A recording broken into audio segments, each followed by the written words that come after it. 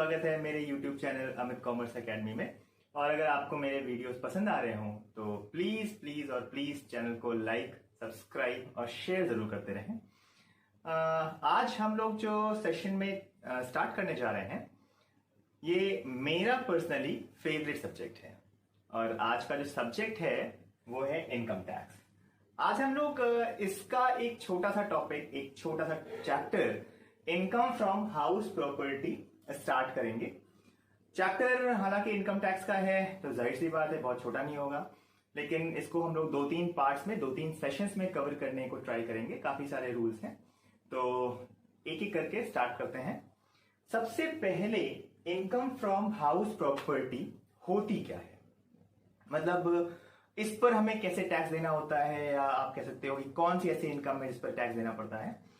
तो इसके लिए आपको ये समझना जरूरी है कि जैसे हम लोग अपने मकान में अगर किसी को रेंट पे रखते हैं तो वो जो रेंट हमें मिलता है हमारे टेनेंट से वो भी मेरे लिए एक इनकम का सोर्स है और उस रेंट से जो भी इनकम जनरेट होगी वो इनकम टैक्स लॉ के अकॉर्डिंग टैक्सेबल है। ठीक है, तो हमें यही फाइंड करना है कि जो रेंट से मिलने वाली इनकम है वो कैसे कैलकुलेट की जाएगी for the payment of income tax. इसमें एक फॉर्मेट है, छोटा सा फॉर्मेट, बहुत बड़ा नहीं है। हालांकि आप सभी जानते हो टैक्स में बहुत बड़े फॉर्मेट नहीं होते हैं, रूल्स ज्यादा होते हैं, तो ज्यादा फोकस हमें रूल्स पर करना है। फॉर्मेट जो है वो है हमारा, स्टार्टिंग होती है GAV, इसको बोलते हो आप gross annual value, GAV, short में GAV बोलते हैं, वैसे इसका फुल फॉर्म है ग्रॉस एनुअल वैल्यू। सबसे पहले ये फाइंड करते हैं, ये है आपका अमाउंट कॉलम। अब इसमें से जो चीजें माइनस होती हैं वो दो हैं बेसिकली आपकी। इसमें पहला है MT इज म्युनिसिपल टैक्स, इसमें से आप माइनस करेंगे आपका म्युनिसिपल टैक्स। अच्छा, अब यहां पर एक चीज ध्यान दीजिएगा, जो ये म्युनिसिपल टैक्स है इसका जो क्वेश्चन में दो तरह के स्टेटमेंट आते हैं। कई बार म्युनिसिपल टैक्स जो दे रखा होता है लिखा होता है पेड बाय टेनेंट, और कई बार लिखा होता है पेड बाय ओनर और लैंडलॉर्ड। तो ये जो म्युनिसिपल टैक्स का डिडक्शन है ये सिर्फ तब मिलता है when it is paid by landlord. मतलब अगर म्युनिसिपल टैक्स का पेमेंट क्वेश्चन में बता रहा है कि टेनेंट ने किया है, इन दैट केस आपको म्युनिसिपल टैक्स का रिडक्शन नहीं मिलेगा। तो इस चीज का ध्यान दीजिएगा कि पेमेंट जो है वो लैंडलॉर्ड को करना है म्युनिसिपल टैक्स का। इसके बाद अगला जो डिडक्शन होता है that is UR is unrealised rent. Unrealised rent का वो पार्ट जो किसी वजह से हमें नहीं मिल पाता है, ये आपका आता है अनरियलाइज्ड रेंट।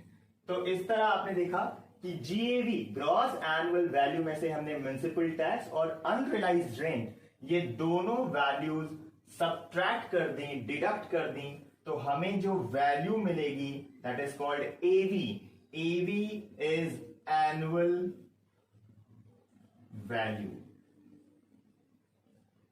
सारे शॉर्ट फॉर्म फुल फॉर्म देखते जाइएगा। GAV gross annual value, municipal tax that is MT, UR unrealised rent, इन दोनों के डिडक्शंस के बाद जो वैल्यू आती है that is called AV annual value. Annual value find हो जाने के बाद हम लोग इसमें से डिडक्शन देते हैं under section 24। Deduction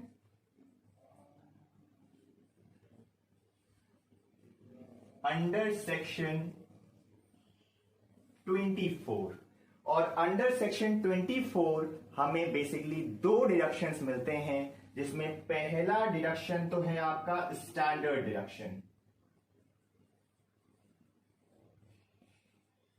standard deduction, और ये होता है आपका standard deduction 30% of annual value direct.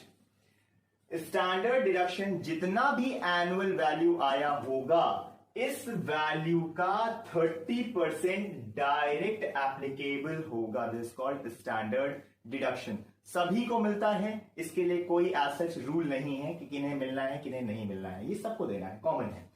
और दूसरा जो सबसे इंपॉर्टेंट है that is interest on loan. Interest on loan, loan means यहां पर वो loan which is taken for the construction और रेनोवेशन ऑफ द हाउस, जो मकान को बनवाने के लिए या रेनोवेट करने के लिए बैंक से लोन लिया गया होगा। उस लोन पर जितना आप इंटरेस्ट पे करते हैं, उस इंटरेस्ट का भी डिडक्शन हमें मिलता है। लेकिन इसके दो पार्ट हैं, दो अलग अलग सेगमेंट्स में हमको इंटरेस्ट मिलता है, जिसमें पहला पार्ट है आपका ए पार्ट, इंटरेस्ट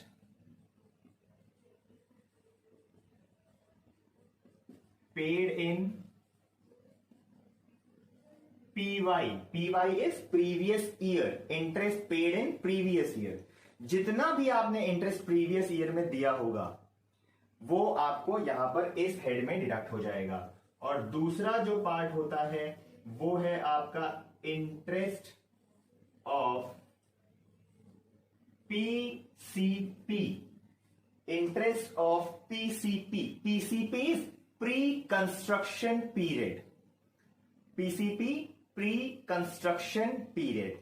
तो आपको ये दो डिडक्शंस मिलते हैं यहां पर, एक interest paid in previous year and एक interest of PCP, interest paid in during PCP pre construction period. अभी प्री कंस्ट्रक्शन पीरियड क्या होता है आगे हम लोग देखेंगे, थोड़ा सा ध्यान देने वाला पॉइंट है, थोड़ा सा कॉम्प्लिकेटेड है।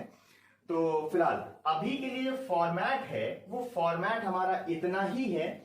ये जो वैल्यू फाइनली हमारी फाइंड होगी after deduction of standard deduction and interest and loan, और ये वैल्यू हमारी आ जाएगी income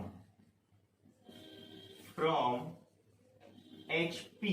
HP is house and property. Finally इस तरह आप अपना income from house property find कर सकते हैं। देख लें, बड़ा इजी फॉर्मेट है, सिंपल फॉर्मेट को फॉलो करना है। सबसे पहले GAV ग्रॉस एनुअल वैल्यू, दूसरे स्टेप में जो भी ग्रॉस एनुअल वैल्यू आएगा उसमें से म्युनिसिपल टैक्स जितना पेमेंट होगा वो माइनस कर देना है। और यहां पर मैंने बताया है कि पेड बाय लैंडलॉर्ड, मतलब वही माइनस होगा जो लैंडलॉर्ड ने पे किया होगा। अच्छा, एक चीज और ध्यान देनी है, म्युनिसिपल टैक्स उतना ही माइनस होगा जितना पेड होगा। मतलब अगर म्युनिसिपल टैक्स का पेमेंट नहीं किया लैंडलॉर्ड ने, मतलब ड्यू तो हर साल होता है लेकिन पेमेंट कई बार लोग नहीं करते हैं, तो अगर पेमेंट नहीं किया हुआ है इन दैट केस यहां पर माइनस नहीं होगा। माइनस करने की कंडीशन ये है कि म्युनिसिपल टैक्स का पेमेंट होना चाहिए, अगर पेड है तो सब्ट्रैक्ट होगा, राइट। इसके बाद अगला पॉइंट हमारा आता है unrealised rent. Unrealised rent, rent का वो पार्ट जो किसी वजह से हमें नहीं मिल पाएगा। इतना लेस करने के बाद जो वैल्यू आएगी that is called AV, that is annual value. Annual value मिल जाने के बाद उसमें से हमें डिडक्शन देना है अंडर सेक्शन 24, सभी के लिए मतलब एप्लीकेबल है। अब इसमें दो डिडक्शंस आते हैं। पहला है standard deduction that is 30% of AV, direct applicable है, कोई कंडीशन नहीं, जितना भी AV आएगा उसका 30% अप्लाई होगा। दूसरा डिडक्शन है इंटरेस्ट ऑन लोन, और इंटरेस्ट ऑन लोन में दो सेगमेंट्स हैं, पहला है interest paid in previous year and दूसरा है interest of PCP pre construction period. अभी इस सेगमेंट को हम लोग बाद में देखेंगे। सबसे पहले हम देखते हैं हमारा ग्रॉस एनुअल वैल्यू कैसे फाइंड होता है, क्योंकि जब तक ये नहीं आएगा तक आगे तो आना पॉसिबल नहीं है। तो सबसे पहले आप देखेंगे ग्रॉस एनुअल वैल्यू फाइंड करने के लिए हमें क्या क्या इंफॉर्मेशन चाहिए क्वेश्चन में, तो इसको देखते हैं। हाँ, तो हम लोग हमारा आप देखेंगे calculation of GAV gross annual value कैसे फाइंड होगी, क्योंकि फॉर्मेट का पहला पॉइंट है, सबसे ज्यादा इंपॉर्टेंट यही है। जब तक आप ये नहीं फाइंड करोगे तब तक स्टार्टिंग कैसे होगी, ठीक है। तो इसको फाइंड करने के लिए हमें जो वैल्यूज चाहिए, मैंने बताई थी कि 3 स्टेप का कंपैरिजन होता है, 3 अलग अलग जगह पर कंपेयर करके आप फाइनल वैल्यू फाइंड करते हैं। तो सबसे पहला जो कंपैरिजन होता है वो होता है म्युनिसिपल वैल्यू और फेयर रेंट के बीच में। आपको क्वेश्चन में हाउस की म्युनिसिपल वैल्यू और उसकी फेयर रेंट दोनों दे रखी होगी। अगर दे रखी है तो उन दोनों को कंपेयर करेंगे और इनको कंपेयर करने के बाद जो वैल्यू ग्रेटर वैल्यू होगी, इन दोनों में जो बड़ी वैल्यू होगी उसको हम बाहर निकालेंगे। That is called ER, expected rent. मतलब हम ये एक्सपेक्ट कर रहे हैं कि हमें इतना रेंट मिल जाएगा। म्युनिसिपल वैल्यू सबको पता है, म्युनिसिपल कॉर्पोरेशन के अकॉर्डिंग जो आपके मकान की वैल्यू होती है वो आपकी म्युनिसिपल वैल्यू कहलाती है। फेयर रेंट क्या होता है? फेयर रेंट कुछ अलग नहीं है, जो आसपास की लोकेलिटी का नॉर्मल रेंट चल रहा होता है, that is called fair rent. ये लोकेलिटी वाइज चेंज होता रहता है, तो ये आपको दे रखा होगा, इसे अपने आप से कुछ नहीं करना है। अच्छा, अभी जो ये एक्सपेक्टेड रेंट आया हमारे पहले कंपैरिजन से, यही एक्सपेक्टेड रेंट यहां पर कंपेयर किया जाएगा with standard rent. Standard rent भी आपको क्वेश्चन में दे रखा होगा। इन दोनों का कंपेयर करके जो इनमें से लीस्ट वैल्यू होगी, छोटी वैल्यू होगी, उसको हम बाहर निकालेंगे और ये हमारा फाइनली कहलाएगा expected rent, new expected rent. Expected rent standard rent से ज्यादा नहीं हो सकता है, ठीक है। एक्सपेक्टेड रेंट यहां पर सेकेंड स्टेप में जो निकला, इस एक्सपेक्टेड रेंट को हम लेके आएंगे अपने थर्ड कंपैरिजन में। यहां पर देखेंगे ये एक्सपेक्टेड रेंट और इसका कंपैरिजन होगा विद एक्चुअल रेंट, जो रेंट आपको एक्चुअली रिसीव हो रहा है। इन दोनों को कंपेयर करेंगे और इनमें से जो ग्रेटर वैल्यू होगी वही वैल्यू हमारी finally GAV, gross annual value कहलाएगी। तो आपने देखा कि ये 3 स्टेप का कंपैरिजन करके आप फाइनली GAV फाइंड करेंगे।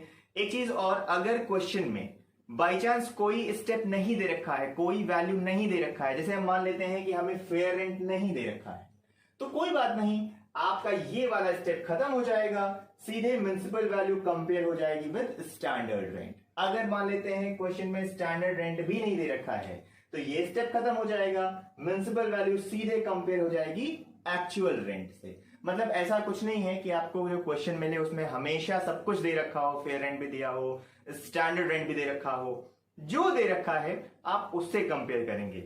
ये जो मैंने बताए हैं, ये मैंने आपको 3 मैक्सिमम जो कंपैरिजन है वो बता दिए हैं। इनमें से जो वैल्यू अवेलेबल होगी उसके अकॉर्डिंग आप कंपेयर करेंगे और प्रॉपर्ली कंपेयर करके आप GAV फाइंड करेंगे।